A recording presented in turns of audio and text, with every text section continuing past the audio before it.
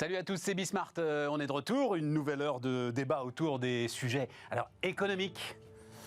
À moins que mes invités le veulent vraiment, on va laisser de côté les toutes dernières déclarations du président de la République pour s'intéresser à ce qui se passe autour de cette cinquième vague et des implications économiques. Il y a encore des précisions à donner, on en discutera. Il y a eu les chiffres d'inflation aussi qui sont tombés hier, les chiffres de l'INSEE. Sinon, qu'est-ce qu'on a? On a Apple qui a franchi, même brièvement, mais voilà, la barre des 3 000 milliards de dollars. Et puis alors, un débat qui, moi, me passionne. On va en parler aujourd'hui, puis on en parlera demain aussi. Parce que demain, en plus, on sera avec deux entrepreneurs qui ont réussi et donc qui sont directement concernés par la question. C'est l'histoire de l'héritage. Vous avez peut-être vu ça. C'est Valérie Pécresse, d'ailleurs, qui est remontée comme une pendule après une note du Conseil d'analyse économique qui veut renforcer la taxation sur l'héritage. Bref, ça nous fait une bonne heure de débat encore. C'est parti.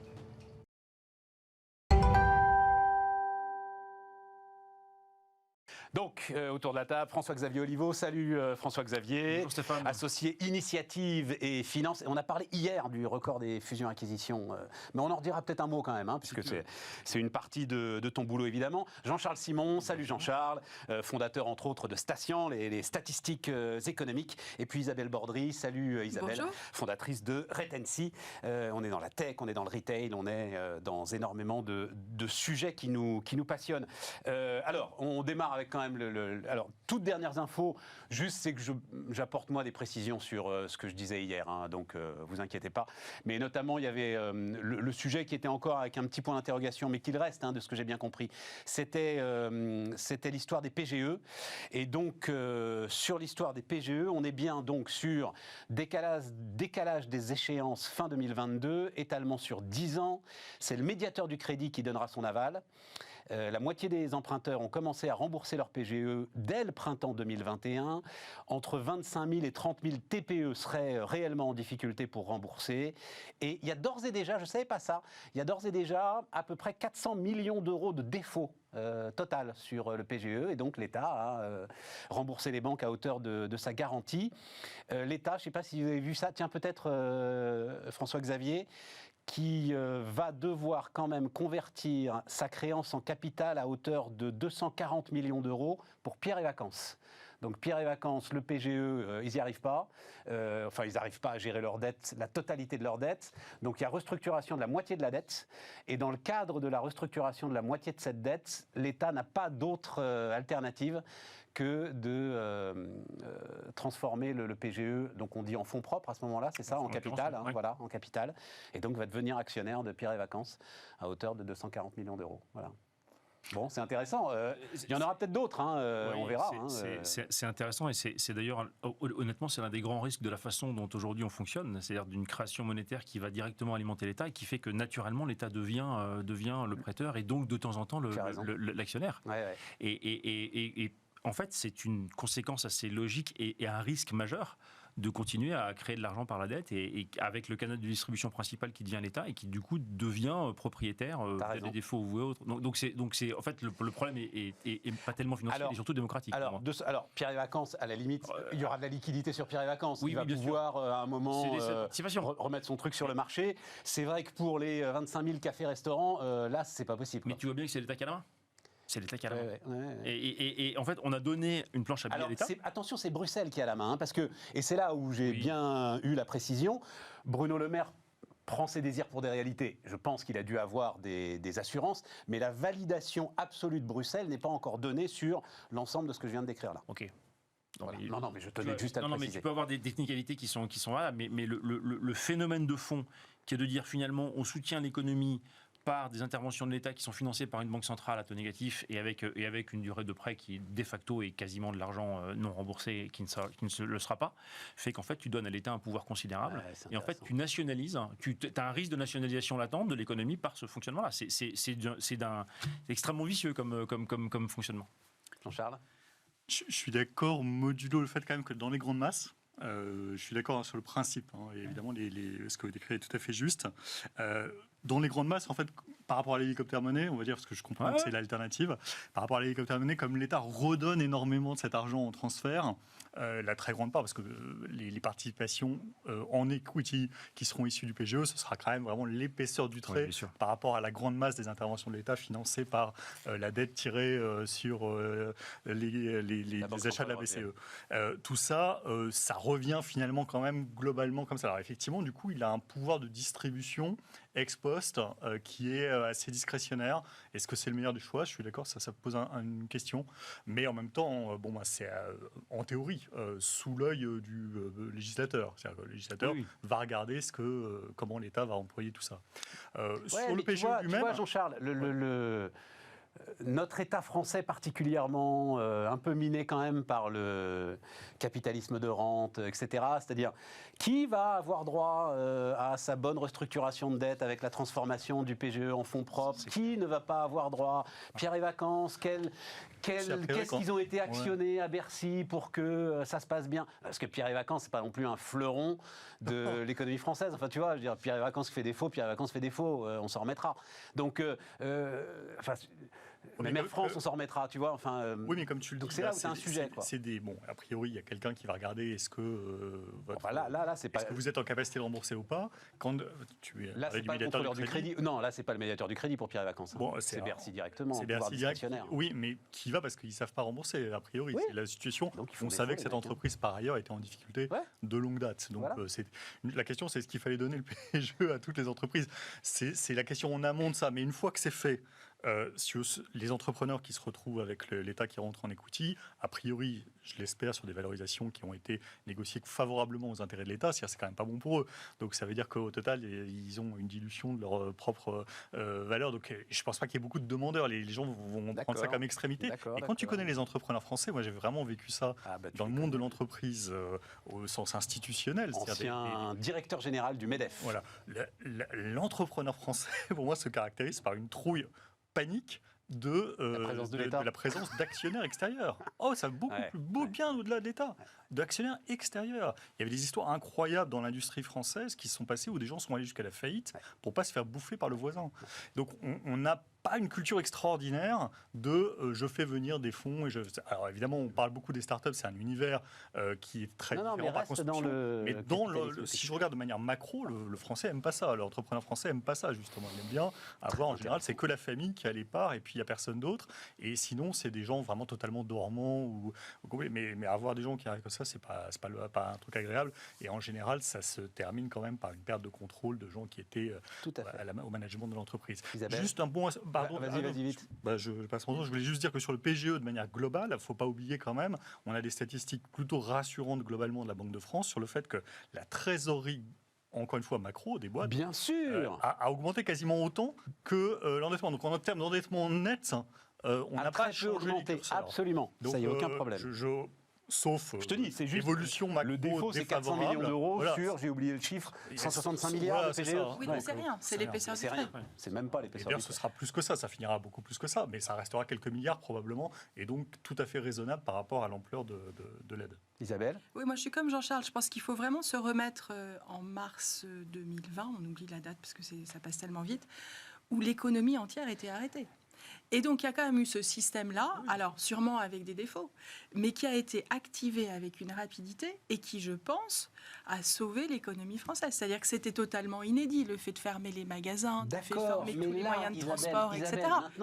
Maintenant tu as 10 ans. Oui, mais là, alors prononçons le mot. Puis après, on expliquera juste très brièvement, parce que je sais que François-Xavier il écrit un bouquin là-dessus. Donc, si je le branche là, mais on expliquera très très rapidement hélicoptère monnaie, rassurez-vous. Mais là, tu es parti sur 10 ans. C'est-à-dire que entre le soutien normal face à une fermeture administrative, et puis le soutien qui va commencer à être abusif, à créer une économie zombie, à t'empêcher, toi, peut-être de te développer parce que tes concurrents auront été soutenus par l'État sans aucun discernement, et il y a un pas à ne pas franchir. Voilà. Effectivement, donc il faut être vigilant sur la manière dont tout ça va être échelonné, par qui va prendre les décisions, comment tout ça va se mettre en place.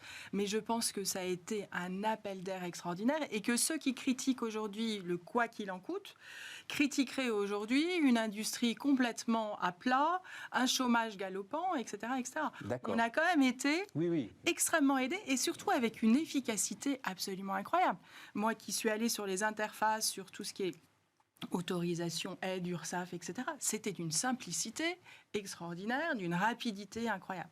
Donc je pense qu'effectivement, il y a forcément des effets de bord parce qu'il y a eu tellement d'argent effectivement investi. Les entreprises ne se sont pas toutes remises de manière équivalente puisque après le Covid, les comportements ont changé, les usages ont changé, les besoins ont changé. Donc il va y avoir effectivement des transformations. Mais au final, je trouve qu'aujourd'hui, on peut quand même dire que le résultat est extrêmement positif. Alors, rapide, hélicoptère monnaie, c'est envoyer l'argent directement aux gens. Absolument. Voilà. Et non pas aux entreprises. Sauf que quand tout est fermé, François-Xavier, ils ne peuvent pas le dépenser. Et donc je suis d'accord avec Isabelle. Je veux dire, à un moment, sur cette crise-là, qui était un truc mais complètement unique et exceptionnel, évidemment, l'intervention de l'État était légitime. Il n'y a pas de débat. Et effectivement, à ce moment-là, il valait mieux envoyer de l'argent effectivement plutôt vers les producteurs que vers les consommateurs. Le seul point, la seule remarque que je fais, c'est que globalement, y compris en période de non-crise, on a aujourd'hui un flux financier qui passe systématiquement par l'État et qui est même où l'État est devenu tellement indispensable qu'il est rémunéré pour ça avec des taux d'intérêt négatifs. Donc quelque part, l'État est le distributeur de la monnaie pour la Banque centrale et donc est rémunéré pour ça en taux d'intérêt négatif, ce qui est quand même un truc totalement hallucinant.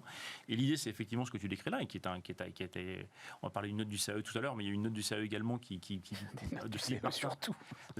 mentionnait l'hélicoptère monnaie comme étant un outil de lutte efficace contre la déflation. Mais effectivement, tu peux tout à fait imaginer flécher directement de l'argent aux ménages non remboursé, parce que tu as besoin d'augmenter ta masse monétaire, parce que tu augmentes ta quantité de richesse, donc tu as besoin d'augmenter la masse monétaire pour qu'elle s'équilibre et pour avoir une stabilité des prix.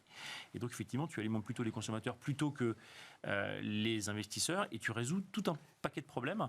Tu y arrives encore mieux avec la monnaie digitale de Banque Centrale. Et tu y arrives très bien techniquement avec la monnaie digitale de Banque Centrale, qui est un outil merveilleux pour faire ça. Encore un truc là-dessus.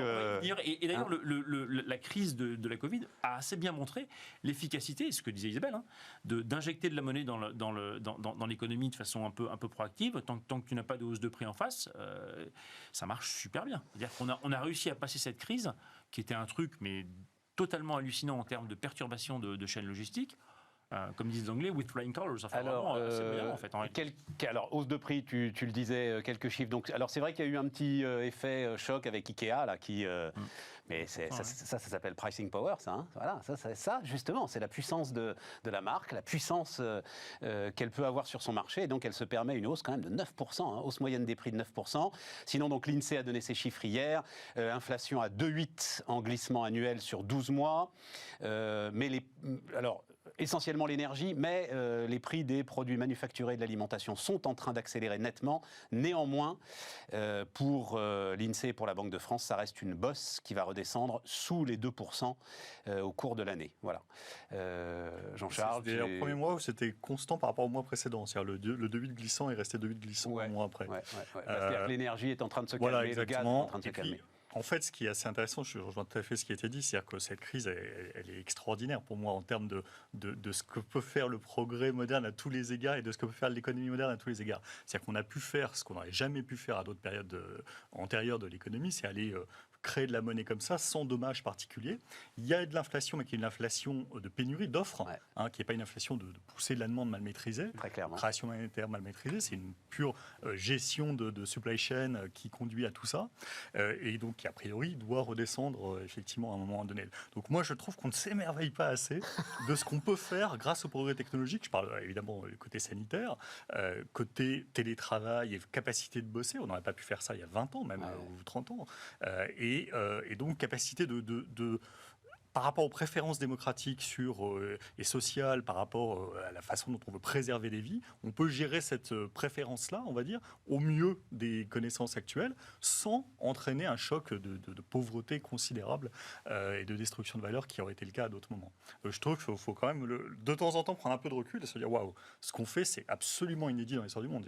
On aurait fermé l'économie, ou l'économie se serait juste grippée totalement à cause de les gens qui sont malades, qui viennent plus bosser, tous les problèmes en chaîne que ça crée, des morts qui auraient été générées, il y aurait eu une récession mondiale absolument terrible. L'équivalent d'une guerre. Voilà, et avec des effets de long terme. Tout à fait. Sacrifice de 2-3 générations. Absolument. Ouais, tout à fait. Et un dernier chiffre quand même, alors celui-là je l'ai vu ce matin et puis j'ai entendu un médecin en parler, j'en parlais avec François Xavier qui est le représentant ici des fonds d'investissement rapaces et vautours. et donc le gars disait, donc c'est vrai que le chiffre est impressionnant, il a été donné par les Échos ce matin, 1 milliard d'euros dépensés par l'assurance maladie dans les tests sur le seul mois de décembre. 1 milliard d'euros. Et donc le gars disait quand même, donc 1 milliard qui vont dans des labos privés, détenus, disait-il, par des fonds d'investissement. Bon, voilà. Est-ce qu'ils n'auraient pas été plus efficaces à l'hôpital? Et je me disais, quand même, quoi. 1 milliard sur un mois. Voilà. Non, c'est juste un chiffre que je voulais donner en termes d'information. On n'est pas... Je suis toujours très optimiste et je pense que ça va être réinvesti. Regardez Pfizer, ils vont réinvestir dans des nouvelles molécules, c'est extraordinaire. Donc ça va aider l'hopital. Après, le problème de la gestion Tu de la crois, les fonds sécurité d'investissement, sociale... ils réinvestissent pas, justement. C'est bien leur problème, c'est qu'ils vont aller au ch'to. Bien sûr, Ils vont prendre Le cliché, prendre le pognon. Stéphane, c'est une vision communiste. C'est une vision communiste. Et ils vont aller acheter autre chose. Pourquoi on réussit pas si ça crée de la valeur? Parce que votre job, après, c'est de rendre le pognon aux investisseurs. Ils vont Donc il faut créer de réinvestir. la valeur. Donc il faut investir, évidemment. Enfin, je veux dire, c'est la base de. Pourquoi on serait plus bête que les autres? Je veux dire, non, mais honnêtement, enfin, c'est l'espèce de cliché du fonds d'investissement qui va dépouiller. Picsou. Non, j'ai pas dit dépouiller. J'ai dit à un moment, tu dois rendre le pognon aux actionnaires.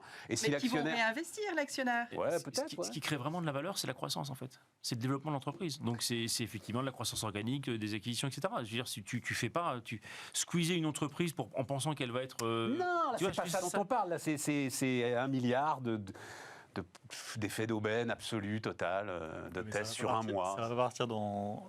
Quand bien même ça partirait dans des yachts de dirigeants de labos, ça ne serait pas nécessairement perdu. Mais ce que je veux dire, c'est que effectivement, la plupart des gens, y compris vos clients finaux, les gens ils cherchent à réinvestir. De toute façon, on est en permanence dans Ils une achètent logique. du bitcoin avec, ça me va. Écoute, Effectivement. après, ils font bien ce qu'ils veulent. Hein, chacun. Oui, mais voilà. Mais c'est ça le sujet. Par rapport à l'exemple que donnait Isabelle, Pfizer, la boîte, elle réinvestit dans son propre outil de production. Le vrai sujet, ça reste la liquidité. Tu as une liquidité de dingue, effectivement, qui est encore une fois créée par de la façon dont on crée de la monnaie. Mais là, effectivement, on a un vrai sujet et qui d'ailleurs a des vrais impacts sur les inégalités, parce que l'un des impacts, malgré tout, de cette crise, ça a été un creusement des inégalités par appréciation des patrimoines monumental. C'est-à-dire que quand tu injectes autant de liquidités sur le marché, une partie a été injectée directement à des utilisateurs finaux, sous forme d'aide à des personnes, mais la très grande majorité est restée dans le circuit financier, et on a une année boursière du CAC 40 qui a été hallucinante en 2021, on a des patrimoines immobiliers qui sont appréciés, et donc on creuse les inégalités par cette création monétaire, et là effectivement on a un vrai problème, on en reparlera tout à l'heure, mais le problème il est à la source, là. Ça c'est un sujet. Isabelle, puisque tu parlais de Pfizer, donc je racontais hier, en fait, je racontais hier l'histoire du patron de Pfizer. Je ne voudrais pas écorcher son nom, Albert Bourla, je crois que c'est ça. Alors, comme je disais hier, il se définit lui-même comme juif grec, et il insiste sur les deux. Et il dit, c'est parce que j'ai pris des coups dans la tronche quand j'étais petit gamin, parce que j'étais juif, que je suis aujourd'hui résilient, et c'est parce que je suis un immigrant que je suis aujourd'hui efficace. Voilà. Et il se trouve qu'en regardant ça, voilà, je suis tombé sur... Alors peut-être qu'on va pouvoir la voir. Les Turcs sont remontés comme des pendules parce que... Enfin, les Turcs, les chercheurs turcs notamment, qui ont un vrai problème avec ce qui se passe aujourd'hui dans leur pays, enfin l'ensemble de l'élite intellectuelle. Et donc vous savez qu'il y a la Banque Centrale Européenne a commencé une consultation pour mettre des visages sur les billets des euros. Et donc il y a ça. Il y a Uğur Şahin, donc... BioNTech. J'ai oublié le nom de sa femme. Alors, Uğur Şahin, j'ai aucun problème. Mais oui, bah oui. Pierre et Marie Curie, c'était plus simple, tu vois. Pierre et Marie Curie, c'était beaucoup. Bon, voilà. Donc, Uğur Şahin. Non, mais laissons-le encore un petit peu sur le billet de 50 €. Je vous ai traduit, donc c'est un universitaire turc qui milite pour ça. Voilà, il y a une belle histoire là en ce moment entre l'immigré Albert Bourla aux États-Unis, qui dit d'ailleurs la grande différence. Les États-Unis, ils ont tous les défauts de la terre, mais ils vous accueillent à bras ouverts. Voilà. Mais en Allemagne aussi, a priori. Et puis en Allemagne aussi, a priori. Ah oui, c'est écrit dans le contrat de coalition en plus. Voilà. Mais ce qui est intéressant aussi, c'est il y avait un article très intéressant qui expliquait comment le dirigeant de Pfizer est rentré en contact avec les équipes de BioNTech. Absolument. Et comment le deal s'est fait avec une rapidité incroyable. Sans contrat, il a dit. Sans contrat. On s'est tapé dans la main. Entre un Turc un Grec juif, qui se sont tapés dans la main, qui ont compris qu'il fallait effectivement, qu'ils avaient la capacité de sauver le monde. Ils ont fait 50-50. Ils ne sont pas allés se dire je te fais 45-60 avec des étapes, etc. 50-50. Et autre chose aussi de remarquable, c'est que Pfizer a dit non à l'argent de l'État américain. Pour essayer d'aller au plus vite possible, pour éviter d'avoir des comptes à rendre et pour avoir le maximum de marge de manœuvre. Donc, c'est une histoire industrielle, incroyable, une histoire d'hommes absolument incroyable. Qu'on les mette sur des billets, ça me paraît totalement légitime. Il va y avoir de moins en moins de billets, donc c'est un souci, mais ça me paraît légitime. Ils sont à la hauteur de Pierre et Marie Curie. Ils ont quand même fait des choses absolument extraordinaires. Et ils n'ont pas réadapté des molécules qui existaient. Ils ont réinventé un système où ils se sont adossés sur un système totalement innovant pour créer des choses nouvelles et pour sauver une partie de la planète, quand même. Oui, absolument. Voilà. Non, mais dans ce que tu disais, Jean-Charles, alors l'histoire de Moderna aussi est presque peut-être encore plus spectaculaire en ce que eux, ils n'ont même pas cherché à faire un accord avec une grosse firme. Et je crois que ça, c'est sans précédent dans notre histoire industrielle et économique. C'est-à-dire, tu pars de zéro, ton chiffre d'affaires, c'est zéro. Exactement. Et 2 ans après, levé des milliards. Et 2 ans après, tu vas être en mesure de réaliser 40 milliards de dollars de chiffre d'affaires sur ce seul produit, parce que l'accès au marché n'est plus un sujet, parce que la fabrication n'est plus un sujet. Et pour moi, c'est l'incarnation de la révolution industrielle qu'on est en train de vivre.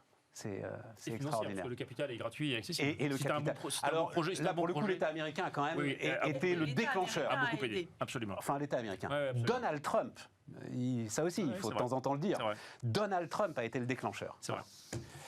Hein, vous vous souvenez de cette... ils sont à la Maison-Blanche. La scène est quasi publique maintenant aujourd'hui. Tous les patrons de labo sont là.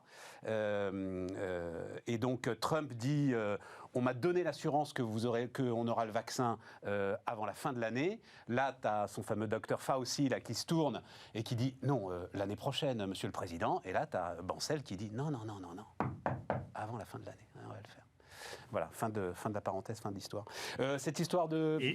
Au début de l'histoire avec un grand H. Oui, et juste au départ, il y a l'ARN messager et la Révolution qui vient d'une immigrée hongroise qui est arrivée aux États-Unis, qui a été la chercheuse source. Et qui a rejoint BioNTech, je crois, c'est ça. Et qui est chez BioNTech, voilà, je crois, au conseil d'administration de BioNTech, et qui, avec un Américain, ils ont été 2, mais elle a été pionnière. Absolument. Et ils ont fait les découvertes fondamentales à l'origine de ce que BioNTech et Moderna ont pu faire ensuite.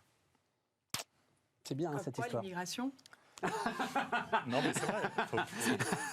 Oui, mais enfin, on parle de la tech américaine souvent. La tech américaine, c'est une histoire dans laquelle la part des immigrés est considérable. Oui, les amis, mais l'immigration qualifiée. L'immigration qualifiée.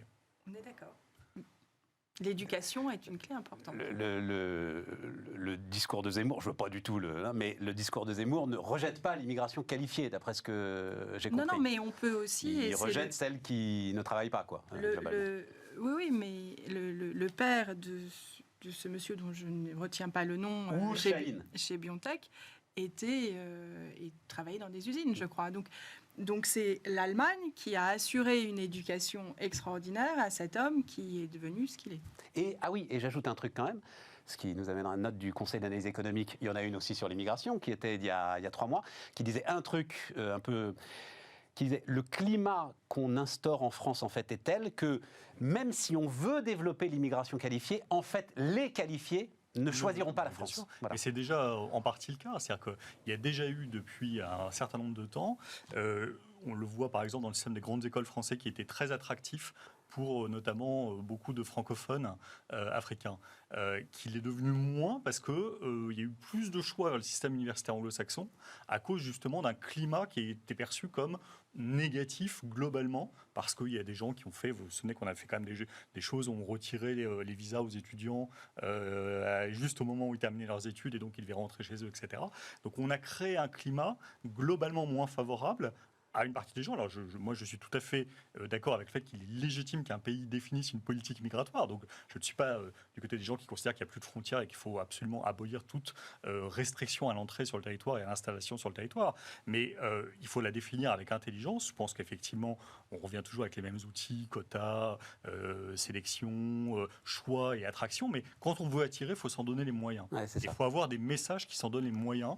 Et je pense qu'en effet, là-dessus, l'Allemagne a fait des choix à plusieurs reprises qui ont montré qu'elle était volontaire pour faire venir des personnes sur son sol. Les États-Unis le font par tradition historique de toujours. Donc je pense qu'il faut quand même réfléchir à ces questions-là avec beaucoup de tact sur l'impact économique des discours qu'on tient et des mesures qu'on choisit. Je pense notamment à LR, si LR se retrouve en responsabilité puisqu'ils ont un discours différent de celui de la majorité actuelle. Attention au curseur que vous donnez, aux signaux que vous donnez. Ce n'est pas illégitime de faire des choix et de restreindre l'accès au pays, mais il faut le faire de manière optimale pour tout le monde, c'est-à-dire les gens qu'on accueille et l'économie globale. Isabelle, tu voulais dire un mot parce que le temps tourne très vite et je veux qu'on parle d'Apple et de l'héritage. Tu voulais dire un mot sur les 20 ans de l'euro, sur ce... Oui, enfin, c'était... Alors, c'est une unanimité absolue, etc. et tout, voilà, mais est-ce que tu avais... Oui, en fait, il y avait un point, les 20 ans de l'euro sont à mettre en perspective avec la chute du mur de Berlin. Il y a eu la chute du mur de Berlin en 89. Et à cette époque-là, il y avait Kohl et Mitterrand qui sont arrivés à peu près en décalé. Et il y a eu une crainte, semble-t-il, de Mitterrand face à un rapprochement politique de l'Allemagne. Bien sûr. Et donc, il a fait en sorte, et c'était un acte politique avant d'être un acte économique, il a fait en sorte de pousser très très vite la mise en place de l'euro pour éviter qu'il y ait une suprématie de cette nouvelle Allemagne reconstituée avec un marque très fort. Et donc, ce qui est assez intéressant, et d'ailleurs on en a les effets un peu des difficultés aujourd'hui, c'est que ça a été pensé d'abord comme un outil politique avant d'être un outil économique. Alors effectivement, aujourd'hui, on cherche à fine-tuner. Un formidable outil économique. Voilà. Ouais. Mais ça a été effectivement pensé au départ comme une espèce de réaction de l'homme politique face aux effets de la Seconde Guerre mondiale, etc., de se dire il faut aller là très très vite pour éviter, face à la mur du chute de Berlin, qu'il y ait une reconstitution et une fragmentation de l'Europe. Et donc, en ce sens... l'euro a joué son rôle. Phrase d'André Malraux, j'aime tellement l'Allemagne que je souhaite qu'il y en ait deux. Mais Mitterrand était très, au départ très réfractaire à la réunification. Dépassé par la réunification. Ouais. Souviens-toi, c'est le moment aussi où il nous lit la lettre des putschistes. Exactement, des putschistes de Moscou qui veulent renverser Gorbatchev. Il était un peu dépassé par cette histoire et ensuite, et en effet, il a fait notamment pour que l'Allemagne, à la fois sa puissance et puis sa dérive potentielle vers l'Est, c'est-à-dire son positionnement qui soit moins occidental, il a voulu raccrocher, arrimer cette Allemagne-là à l'Europe avec ce choix qui était son dernier grand combat politique. On se souvient de Maastricht et de cet engagement incroyable qui a fait que c'est passé à très très peu dans le référendum français de 92. On a eu vraiment un combat majeur et qui dessine l'Europe d'aujourd'hui.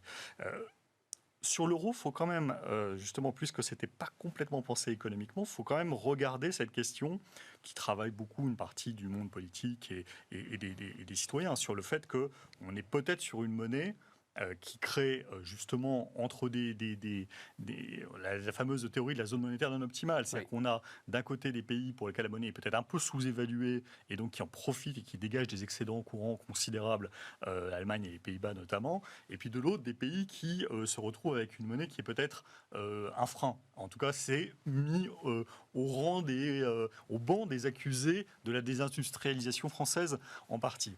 Je n'adhère pas à cette thèse. Il se trouve que je ne les avais pas en tête. J'ai lu dans un article ce matin les différences de commerce extérieur entre la France et l'Italie. Voilà. Donc, à un moment, l'euro a bon dos. L'Italie sort 80 milliards d'excédents commerciaux dans l'état dans lequel elle est. Non, oui, tout à fait. Donc l'euro avec des faiblesses structurelles qu'on connaît. Bien sûr, n'empêche que voilà. Il faut regarder aussi les évolutions des PNB des différents pays européens. On marque une pause, parce que sinon on ne va pas arriver à parler des deux autres sujets. On marque une pause et on se retrouve dans un instant.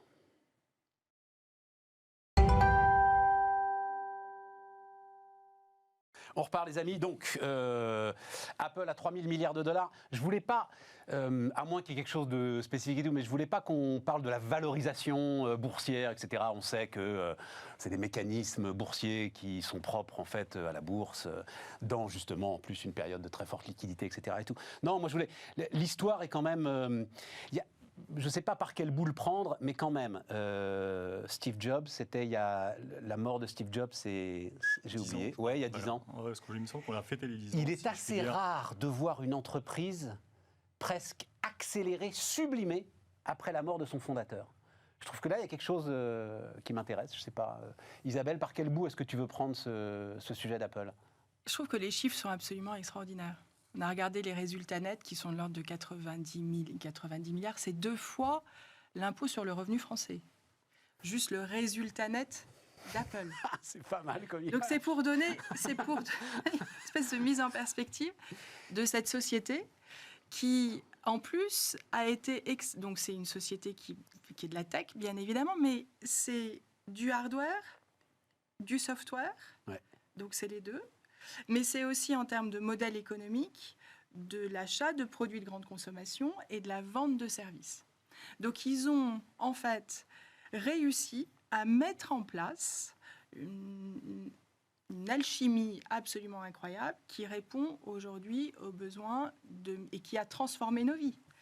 Quand Steve Jobs a présenté le premier iPod et ensuite le premier iPhone, il a quand même mis dans nos mains cette capacité, en plus de la voix, d'accéder à la donnée et donc aujourd'hui d'avoir... Et avec, comme c'est ton job, dès le début, la notion que la donnée personnelle était un élément clé. Voilà. Et d'ailleurs, une de ses dernières interviews est absolument incroyable parce qu'il explique... Jobs donc, hein. De Steve Jobs. Il explique quelle est la responsabilité d'Apple sur de la donnée qui est extrêmement sensible, qui est de la donnée de géolocalisation. Et il explique de manière très claire comment il va demander lui-même, donc Apple, directement aux éditeurs, de lui dire l'intégralité des informations qu'il veut prélever sur la géolocalisation des personnes qui téléchargeront telle ou telle application. Et c'est Apple qui préviendra l'utilisateur. Et c'est ce qu'Apple continue à faire. Et donc ça, il dit ça il y a 12 ans, donc, et sans doute. Il dit ça il y a 12 ans. Et son souci, et il le dit, c'est de dire « Je ne veux pas qu'une jeune fille au coin d'une rue se fasse agresser parce qu'un éditeur malveillant aura récupéré ses données de géolocalisation. » Et donc ça, c'est effectivement clé. C'est-à-dire que ce qu'a réussi Tim Cook, c'est dans la continuité de Steve Jobs, non seulement à développer le modèle économique, mais en plus à préserver les valeurs. Et il y a une autre question qui a été... Au moment où Zuckerberg était au milieu de ses soucis sur la gestion de la vie privée, convoqué au Parlement il y a 2 ans ou 3 ans, etc. Un journaliste demande à Tim Cook, qu'est-ce que vous feriez si vous étiez à la place de Mark Zuckerberg ? Et Tim Cook répond, mais je ne serai jamais à la place de Mark Zuckerberg. Ça ne vous arriverait jamais. Et là, ce qui est intéressant, c'est qu'on s'aperçoit à quel point, dans les entreprises, notamment américaines, les valeurs sont véhiculées par les patrons de ces entreprises. Et ça, c'est clé. Et notamment dans l'univers de la tech. Et alors, je ne sais pas si c'est lié au déficit d'image aujourd'hui de Facebook, mais j'ai chopé ce chiffre-là. Le salaire médian chez Meta, donc maintenant, est 4 fois supérieur à celui d'Apple. Ils n'arrivent pas donc, à pour attirer... garder les mecs, exactement. 4 fois supérieur. Est-ce que c'est pas tout à fait non plus la même activité? Il y a probablement beaucoup plus de postes un peu plus juniors, un peu plus axés sur le produit chez Apple. Peut-être. Non, mais c'est pour ça. Je pense qu'il y a un effet mix quand même. Mais enfin quand même. 4 fois supérieur, quoi, tu vois. Il doit quand même y avoir un tout petit peu de nécessité d'essayer de retenir à coup de carnet de chèques des gars qui savent plus ce qu'ils font chez Facebook. Les cultures, on a tendance à mettre les GAFA, entre guillemets, dans un espèce de même bloc vu d'ici. Les cultures de Google, Apple, Amazon, Facebook sont radicalement différentes. Elles sont très très différentes. Et effectivement, ça ne m'étonnerait pas que Facebook ait besoin d'aller chercher un peu plus pour recruter. Et aujourd'hui, pour recruter des bons ingénieurs, il est plus... Enfin, et forcément, le salaire est un élément important. Mais les valeurs de l'entreprise sont des éléments aussi importants, on va dire. Et aujourd'hui, nous, je sais qu'on est en... Tu le vois même à ton niveau, ça, exactement. Isabelle ? À mon petit niveau, on est une petite société dans l'univers de la privacy. On est extrêmement exigeant sur la protection des données que l'on collecte. Et d'ailleurs, on fournit des logiciels pour protéger les individus dans le traitement de la donnée qui peut être fait dans des bases de données clients, etc. Le fait de mettre ça en avant, aujourd'hui, on a des appels entrants de jeunes ingénieurs sortis d'école, ce qu'on n'avait pas il y a 4 ou 5 ans. Donc on a aujourd'hui, dans une espèce de... C'est, je pense, un effet post-Covid qui va avec effectivement toute cette notion de... dans un cadre de développement durable, respect de la société, respect des autres, qui aujourd'hui est très prégnant dans les jeunes générations, les plus jeunes, et ça devient un élément aussi important que le salaire. Jean-Charles, Il y a des enquêtes contradictoires là-dessus. Il y a des gens qui disent, en fait, quand vous regardez bien les réponses justement même de cette génération-là, c'est quand même le salaire le package, le salaire et stock. Hein. Ouais. Stock très important. Donc le package est vraiment de loin ce qui est déterminant. Juste de manière sur Apple, il y a partie louange qui est faite, que tout le monde fait et qui est tout à fait méritée. Deux petites choses rapides du coup, parce que je partirais de ce qui n'est pas des louanges pour moi. Ce qui est très réussi, c'est Succession, ça c'est formidable effectivement, parce que ça veut dire quand on a quelqu'un d'aussi charismatique et incarnant la boîte que Steve Jobs, réussir ça, c'est formidable. Donc bravo à Tim Cook et bravo à Steve Jobs, parce que c'est lui qui a fait en sorte que ce soit possible. Et la deuxième chose, c'est pour moi une entreprise qui est formidable d'un point de vue du perfectionnisme. Il n'y a pas nécessairement un innovateur extraordinaire. Quand vous regardez les lecteurs MP3 ou même les smartphones, il y avait des prémices de ça qui... Mais il y en a toujours, ça, Jean-Charles. J'entends ça sans arrêt. Mais il y en a toujours. Ce que je veux dire, c'est que c'est le champion de l'ergonomie perfectionnée, du hardware perfectionné. Et ça, c'est extraordinaire. C'est pour moi une qualité très très rare de savoir, et c'est ce que connaît l'acheteur quand il achète du Apple. Il est totalement convaincu qu'il a un produit parfaitement fini, extraordinairement bien fait. Et ça, c'est une qualité qui lui maintienne dans le temps, ce qui est quand même tout à fait remarquable. Après, là-dedans, il y a pour moi quand même une question aussi de rente qui s'est créée, parce que iOS, c'est un environnement qui n'est pas concurrencé. Contrairement à Android. Android, c'est un environnement ouvert, vous avez des fabricants qui font tout. Donc, je ne peux pas avoir un fabricant chinois qui vient me proposer un smartphone sous iOS à moitié prix, avec des caractéristiques différentes. Mais je n'ai pas cette concurrence-là, et j'ai un coût de changement de plateforme. J'ai un coût de changement d'univers. Tous ceux j'imagine beaucoup de ceux qui nous écoutent ont été concernés à un moment ou à un autre, c'est-à-dire ont hésité entre justement un iPhone ou un téléphone de l'environnement Android ou pour d'autres produits, peut-être des PC ou autres. Il y a un coût d'adaptation et de changement de pratique, donc plus de pertes potentielles de tout ce que j'ai acheté sous la plateforme iOS que je ne retrouve pas si je passe sous Android. Donc il y a une forme, pour moi quand même, de problème de concurrence. Et je pense que ça se pose pour les GAFAM de manière globale. Il y a un sujet de concurrence qui est divers selon les... En effet, aucun ne pose le même problème de concurrence, d'ailleurs. Chacun est vraiment un cas à part. Pas quand tu représentes 10% d'un marché. C'est 10% du marché des smartphones. C'est un public qui est en partie piégé dedans. En toute connaissance de cause. En toute connaissance de cause. Mais une fois que tu es dedans, ton renouvellement de produit, tu n'as pas de choix dans ce même environnement. Donc ça changerait quand même quelque chose si j'avais des gens qui avaient la licence iOS et qui pouvaient proposer des produits. Tu n'aurais plus cette excellence. Le choix, il est fait, tu n'aurais plus cette excellence, tu n'aurais plus cette garantie. Quand je vois les marges réalisées, l'IR maintenant, c'est à peu près 90 milliards d'euros. Pardon, mais peu importe, c'est déjà considérable, c'est déjà absolument monstrueux la rentabilité de valeur que la France. La rentabilité, effectivement, de l'entreprise. Et donc tu dis, toi, cette rentabilité exige une concurrence en face. Absolument. Et quand une rentabilité est trop durable, bah oui, je pense qu'il y a une captation qui est à poser en question. Et la question pour moi, pour Apple, elle se pose vraiment là-dessus, sur l'idée que je puisse avoir une plateforme, un OS qui soit un OS avec licence. C'est normal qu'ils en tirent évidemment des revenus, mais c'est normal ce serait normal, de mon point de vue, qu'une concurrence puisse exister.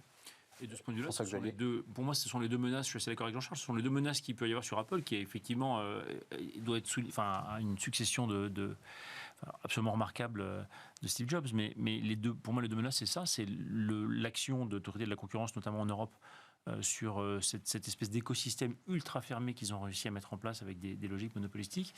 Et la deuxième menace, c'est quand même le renouvellement de elle est monopolistique, mais elle est aussi de protection. Isabelle nous l'a bien expliqué. Oui, mais tu as quand même, sur toutes les fournisseurs... Tu n'as aucun doute, en fait, quand tu es dans cet environnement-là. Non, tu n'as aucun doute. Mais par contre, quand tu es fournisseur de software pour cet environnement-là, effectivement, ils ont quand même une position... Bah oui, mais d'accord. Ils sont aussi monopsones. Ils sont aussi monopsones vis-à-vis de tous les éditeurs. Je ne sais pas ce que ça veut dire, monopsone. Ça veut dire que je suis acheteur en monopole. En fait. Et donc là, j'ai avec ma position plateforme dominante. des gens que je peux d'ailleurs débrancher du jour au lendemain. Des gens qui ont connu des histoires terribles parce que Apple avait un droit de mort sur eux. Absolument. Mais oui, c'est quand même, tu vois, ça pose quand même un sujet. Normalement, tu ne dois pas avoir dans un équilibre économique qui fonctionne bien un acteur qui a un droit de mort sur un autre. Mais encore une fois, tu ne représentes que 10% du marché. Non, pas par rapport. Enfin, ça dépend par rapport à certaines. 100% d'iOS. Android. Oui, mais tu représentes 100% d'iOS. Il faudra qu'on en parle d'ailleurs. Oui, c'est 70% du marché. Voilà. Et Huawei. Alors, mais d'ailleurs, c'est un aspect très intéressant parce que je me souviens très bien quand Trump a pris ses premières sanctions massives. Je peux le dire aujourd'hui, mais je crois que je l'ai déjà raconté d'ailleurs. Chez Bouygues Télécom, je discutais assez régulièrement avec Olivier Roussat, et Olivier me disait, il commet une erreur historique parce que Huawei va développer son propre iOS. C'est tout ce qu'ils attendent. Mais ils n'y arrivent pas. Ils proposent une plateforme concurrente d'Android. Ils sont en train de s'effondrer. Leurs derniers résultats annuels montrent un effondrement du truc. Mais pourquoi ? Parce que justement, tu vois, ça montre bien que c'est très difficile de faire coexister plusieurs plateformes. Et qu'une fois qu'une plateforme est installée, parce que la part de marché d'Apple mondiale, elle n'est pas si révélatrice. D'abord, elle est très forte aux États-Unis. Il faut voir là où les revenus maximum se génèrent. Beaucoup plus forte aux États-Unis. Et sur un segment de la population, elle est super forte. Et donc, le fait d'effectivement de venir, plusieurs ont tenté, même Microsoft s'est cassé les dents là-dessus, sur le fait de je crée mon écosystème mobile et j'arrive à exister avec ça. Et ben c'est très très dur. Donc pour l'instant il n'y a que 2 grands acteurs qui ont réussi. Un qui a choisi donc la logique de je suis pas fan, enfin je fais aussi des hardware mais je suis modeste on va dire sur le sujet, c'est Google et donc j'ai une autre façon de générer des revenus. Et du coup sur le hardware à iOS, je maintiens que ça veut dire que tu es tout seul. Vous voulez ajouter un truc? Et que c'est pas si fluide que ça. C'est intéressant, ça m'intéresse beaucoup. J'entends. Je pense qu'il y a un vrai risque, effectivement. En tout cas, c'est aussi l'avis des autorités de la concurrence qui commencent à regarder ça de plus près. Donc, pour moi, c'est un vrai risque pour Apple, effectivement, d'être challengé dans cette position-là. L'autre risque, je trouve, c'est qu'il y a quand même une question de renouvellement sur l'iPhone qu'ils ont très bien réussi à gérer. Et je pense honnêtement qu'ils auraient du mal après la mort de Steve Jobs. Mais ils sont quand même sur un produit qui est au cœur de leur écosystème, qui date de 2007, qui est encore l'objet emblématique du XXIe siècle. Donc c'est quand même un objet assez mythique et un device qui est devenu extrêmement présent. Je ne sais pas dans quelle mesure... Enfin, dans la tech, les cartes sont rebattues tous les 10, 15, 20 ans à chaque renouvellement de techno. Donc voilà, je ne sais pas dans quelle mesure ils arriveront à tenir cette position-là. Pour l'instant, ils sont très forts. Pour l'instant, ça fait 3 000 milliards. Si demain c'est des cases de réalité virtuelle, il faut qu'on avance, sinon on n'a pas le temps de parler de l'héritage. Allez, moi j'ai envie de l'héritage. Donc très rapidement, tir de barrage contre une note du Conseil d'analyse économique préconisant une refonte totale de la fiscalité sur les donations-successions, partant du constat que la fortune héritée représente aujourd'hui 60% des patrimoines en France, contre 35% au début des années 70. Jean-Charles, je sais que tu serais capable de faire 1 heure là-dessus, mais moi très rapidement, donc une fois encore, Jean-Charles, maître étalon du libéralisme. Oh donc, c'est un débat qui divise profondément les libéraux. Oui. Mais je veux pas que tu me fasses le débat. Toi, c'est quoi ta position ? Moi, ma position, c'est que justement, là, il ne faut pas être obsédé par les inégalités, parce que justement, personne n'est capable de dire quel est le bon niveau d'inégalité. On sait qu'il y a des niveaux qui ne sont pas bons. Grosso modo, des niveaux trop élevés. Dans les niveaux bons, c'est difficile de savoir. Par exemple, si je regarde France et États-Unis, la France, il n'y a pas eu de dérive des inégalités de revenus sur les 30 dernières années. Aux États-Unis, il y a eu une dérive. Pour autant, le PIB par habitant a augmenté plus aux États-Unis qu'en France. Donc, on peut se poser la question, est-ce que tu veux dire pas que la dérive est parfois plus efficace pour la croissance, par exemple ? Exactement. Donc, il faut savoir qu'est-ce qu'on recherche comme objectif, quelle est l'unité de valeur, de mesure de tout ça. il y a surtout quelque chose de très trompeur sur l'égalité dans l'obsession anti-riche française. Malheureusement, l'école Piketty, c'est des gens tout à fait remarquables, Landais et autres, en termes de capacité notamment à réunir de réunir des statistiques, d'en trouver, de les reconstruire.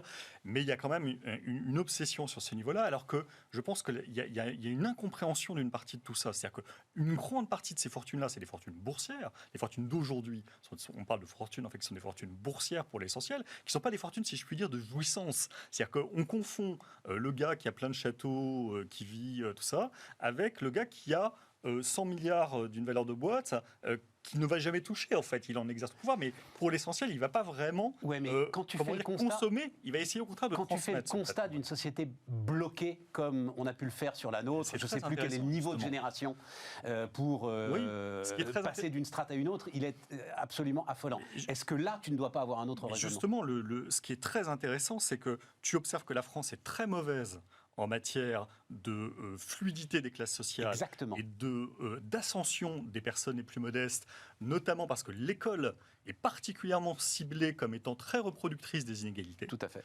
Alors même que le pays, globalement, en matière d'indicateurs classiques des inégalités, c'est-à-dire indice de Gini, que ce soit sur les patrimoines ou les revenus, est bien placé. C'est-à-dire qu'il est plutôt dans les plus bas. On est dans les pays qui, non seulement ne sont pas à des niveaux très élevés d'inégalité, mais qui en plus n'ont pas de dérive très forte. Alors, il y en a quand même une petite, notamment sur les patrimoines.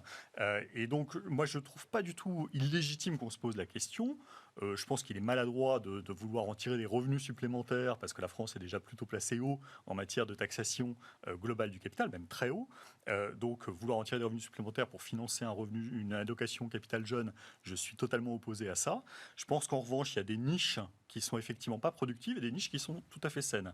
Il y a des niches qui sont tout à fait saines sur la transmission d'entreprise et je trouve qu'elles devraient être encore meilleures. C'est-à-dire, tant que justement tu ne touches pas à ce capital, tu en retires des fruits, mais ça, ils sont imposés comme des revenus, avec tes dividendes, mais tu n'en touches pas à l'intégrité. Ça, il me semble très important de pouvoir faire cette transmission peut-être encore mieux que le pacte Dutreil aujourd'hui. Donc ça, il ne faudrait pas y toucher.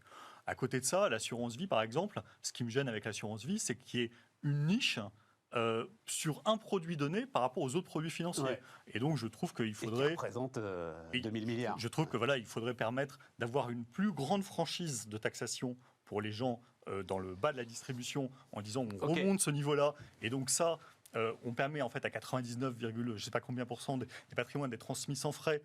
Quel que soit, d'ailleurs, il faudra abolir les questions civiles aussi. Jean-Charles, on part dans un luxe de détails qu'on n'a pas le temps. Mais en gros, tu as raison, c'est justement, je cherchais une position dogmatique et ce que tu dis, c'est justement, il ne faut surtout pas avoir de position dogmatique. François-Xavier, tu nous as amené un petit graphe d'ailleurs, mais il aurait fallu nous l'envoyer pour qu'on le mette à l'écran. Oui, je te le montre effectivement, mais ça va être compliqué là. Ça va être compliqué, désolé. J'aurais te l'envoyer, mais vas-y, mets-le plus longtemps. C'est un graphe qui est tiré du rapport en fait. Ouais, et alors, et ça montre, en fait, dis quoi ? Tu disais, c'est-à-dire que en fait, les inégalités de patrimoine étaient de l'ordre de 80%. En fait, 80% des patrimoines dans les années 1900 venaient de l'héritage. Ouais. C'est une part considérable. Et ça, en fait, ça a baissé jusqu'aux années 70 à 35%. Et là, c'est remonté et c'est autour de 60. Là. Et donc, mon point, c'est quelle est la source de ça ? Quelle est la source pourquoi est-ce que ça évolue ? À partir de 70, on a cette espèce de course à l'égalité, pas de course à l'égalité, mais de création de richesse qui se fait pas par la croissance ralentie. Qu'est-ce qui s'est passé en 70 qui a fondamentalement changé les choses et qui fait que... Non, choc monétaire. Ah ouais. 15 août 71. Bretton Woods. Bretton Woods, bah oui, la fin de l'accord du système de Bretton Woods. Et en fait, à partir du moment, ça illustre en fait ce que je disais tout à l'heure sur le. C'est la façon dont je m'attendais pas à ça. Je m'attendais pas à retrouver Bretton Woods dans le truc. Mais quand tu crées de la monnaie, mais c'est ce que Jean-Charles disait. L'appréciation des patrimoines, elle vient d'où ? Elle vient d'une appréciation. Non mais 70, c'est pas le quantitative easing. Bretton Woods, c'est la fin des échanges flottants. C'est la fin des échanges flottants, donc c'est la fin des étalons. Et sur le début où on commence à créer de la monnaie comme des malades. Les années 70 et 80, c'est 10% de création monétaire par an. Et aujourd'hui, c'est combien ? Aujourd'hui, c'est un peu moins. Enfin, pas pendant la crise. Sans déconner. Et c'est pour ça qu'on a beaucoup d'inflation. C'est pour ça qu'on a des taux d'inflation de dingue dans les années 70 et 80. C'est parce qu'on a commencé à ouvrir les vannes grand patin À l'époque, en fait, ce qu'il y a, c'est qu'à l'époque, la masse monétaire était beaucoup plus basse. Donc, en fait, quand tu ouvrais un peu, ça faisait un effet en pourcentage beaucoup plus fort. Et c'est ça qui crée l'inflation dans les années 70 et 80. Et à force d'ouvrir les vannes... Et donc ça, ce que tu dis, c'est ce qu'on a... Dans ces cas-là, l'argent va à l'argent, en fait. Ben oui, l'argent va à l'argent. C'est ça. Mais surtout que c'est contemporain du système de marchés financiers mondiaux. C'est-à-dire qu'en fait, à partir des années fin des années 70, début des années 80, on a vraiment des marchés de capitaux qui commencent à devenir mondiaux. C'est ça. Et ça va permettre une appréciation de ces actifs, c'est-à-dire de diriger justement la création monétaire vers, non plus, on va juguler, ça va être Paul Volcker, on va juguler, casser l'inflation des prix des biens et des salaires à ce moment-là. Donc on va atteindre, en fait, c'est aussi le moment où les inégalités se sont le plus réduites, et ça va repartir en avant parce que, effectivement, ça y est, on a une autre façon de dériver la création monétaire vers les actifs financiers. Et vers l'immobilier aussi, d'ailleurs, qui va commencer son ascension à partir de ce moment. Mais si tu veux, en fait, le problème à la source, c'est ça. Mais est-ce que c'est un problème ? Retrouvons les talons or pour retrouver... Mais est-ce que c'est un problème ? Est-ce que cette évolution depuis les années 80 est un problème ? Moi, j'en suis pas sûr. Parce que finalement, ça a aussi accompagné justement une dynamique d'élévation de niveau de vie qui a été tout à fait remarquable. Jusque dans les années 2010. Je donne la parole à Isabelle. Ce qui n'est pas un problème, c'est de créer de la monnaie, parce qu'on a besoin de créer cette monnaie. Et ça, je suis complètement d'accord avec ça. Et donc, le retour à talon or serait complètement illusoire, parce que le talon or, c'est un stock fini de monnaie, alors qu'on augmente la richesse. Donc, il faut augmenter la monnaie. Mais tant qu'on n'aura pas résolu cette question à la source de la façon dont on crée la monnaie, et je reviens sur mon idée de distribuer plutôt aux citoyens que par le canal de la dette, si tu distribues effectivement une monnaie sous forme hélicoptère avec une contrainte d'inflation, pour éviter que ça parte en inflation, tu as effectivement la possibilité de régler le problème à la source. Parce que derrière, après, une fois que le coup est parti, une fois que tu as créé ta monnaie par la dette, une fois que tu as fait élever les actifs, ça devient un sujet qui est exactement ce que tu disais, c'est ultra clivant, parce qu'effectivement, tu as des gens qui, de façon très légitime, disent « mais moi j'ai bossé toute ma vie et j'ai envie de transmettre à mes enfants », c'est parfaitement logique. D'autres qui disent « mais pourquoi est-ce que celui qui est bien né est moins imposé, ce qui est le cas aujourd'hui, que celui qui travaille, parce qu'aujourd'hui la charge sur le travail, et ça c'est pour un libéral aussi comme moi, c'est assez choquant, tu es moins imposé sur l'argent que tu reçois en héritage que sur l'argent que tu gagnes sur ton front avec le niveau des cotisations sociales. Donc ça, c'est profondément injuste. Et tu as un troisième élément qui est, oui, mais attention, parce que c'est quand même une fiscalité qui est éminemment délocalisable. Donc Bruxelles, enfin, voilà, tu vas à l'étranger, tu changes de pays, etc. Donc en fait, tu as des effets de bord qui font qu'en pratique, même si tu voulais alourdir la fiscalité du patrimoine, tu aurais quand même des vrais sujets de faisabilité concrète.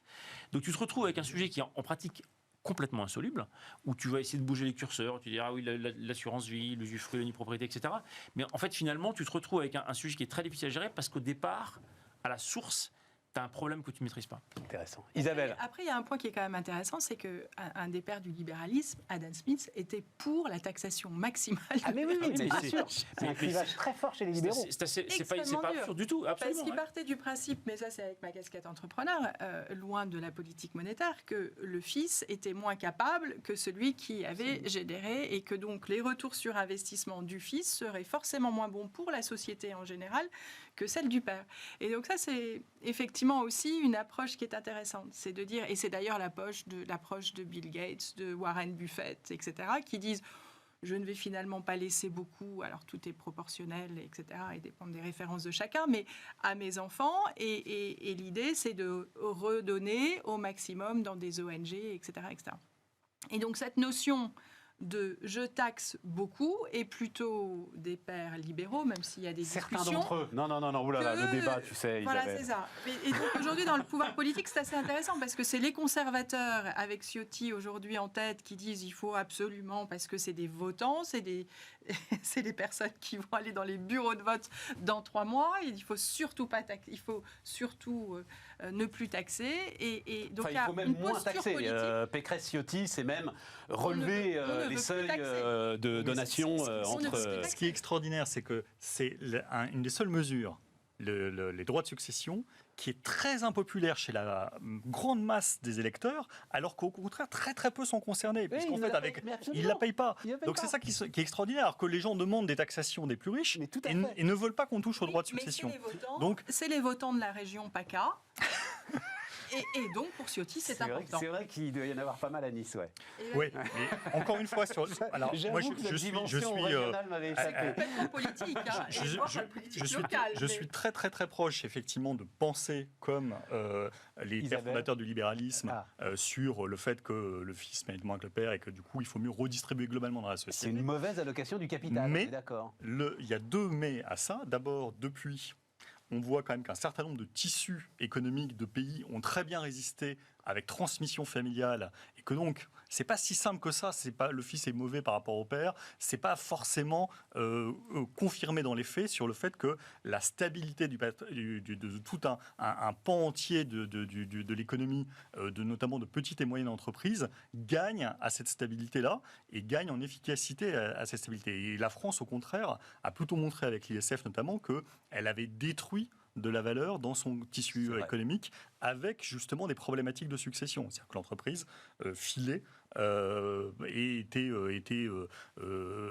dépecée ou démontée, alors même que la stabilité a profité à d'autres tissus économiques. Juste pour le dire très très vite, les héritiers n'ayant pas les moyens de payer l'ISF sur le capital de l'entreprise qui leur reviendrait, si jamais, puisque ne sont exonérés que ceux qui restent dirigeants, mais je pense que c'est une erreur, justement. En plus avec un salaire correspondant. Mais évidemment, c'est là où le système est aberrant. C'était l'ISF qui était aberrant. Mais bien sûr. C'était l'ISF qui n'allait pas.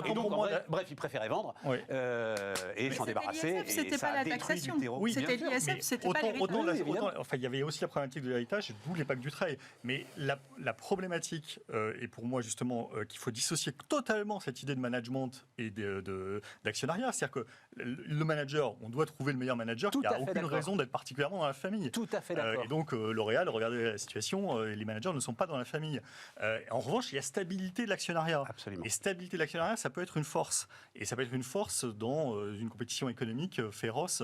Et je pense que du coup, là, tant qu'encore une fois, il n'y a pas consommation en sortie des actions d'entreprise de ce patrimoine, je pense qu'il faut imaginer quelque chose de un peu sanctuarisé autour de ça. Et pour le reste, en revanche, pour le coup, j'ai aucun problème à ce qu'il y ait de la taxation progressive. Il y a un modèle là-dessus dont j'ai découvert les arcanes très récemment, qui est l'association familiale Auchan. C'est absolument incroyable. Oui, c'est il y a vraiment, alors parce que aujourd'hui, c'est une façon d'éviter. Oui, mais le fonctionnement en interne, où en fait c'est un véritable marché dans le marché, avec chaque projet, c'est pas parce que tu es héritier que tu vas être soutenu, il faut que tu nous convainques, et je peux vous dire que le fonds d'investissement interne est sacrément équipé, peut-être que tu le connais François-Xavier, sacrément outillé, notamment sur le retail. Non, c'est absolument passionnant. Et ce qui est assez extraordinaire, c'est que ça a été aussi une des premières sociétés, le groupe Muliez. Moi, je pensais que tout avait été inventé par la tech, mais à donner des actions à toutes les personnes, à tous les conseillers de vente. Et donc, il paraît que de temps en temps, il y a des situation assez étonnante où le conseiller de vente chez Decathlon dit « Moi, avec ma casquette d'actionnaire, je pense que cette décision n'est pas bonne. » Et donc, c'est cette capacité qu'effectivement, alors là, pour le coup, la famille a mis en place, mais avec des règles de gouvernance extrêmement strictes. Et c'est très rare. Et alors, ça existe, il y a toujours des cas positifs, mais je crois que lorsque des études ont été faites aux États-Unis, ou d'une manière majorité, malheureusement, lorsqu'il y a une succession, c'est pas toujours positif. Bouygues d'un côté, Lagardère de l'autre. Et Lagardère, exactement. Oui, mais t'as Bouygues en face.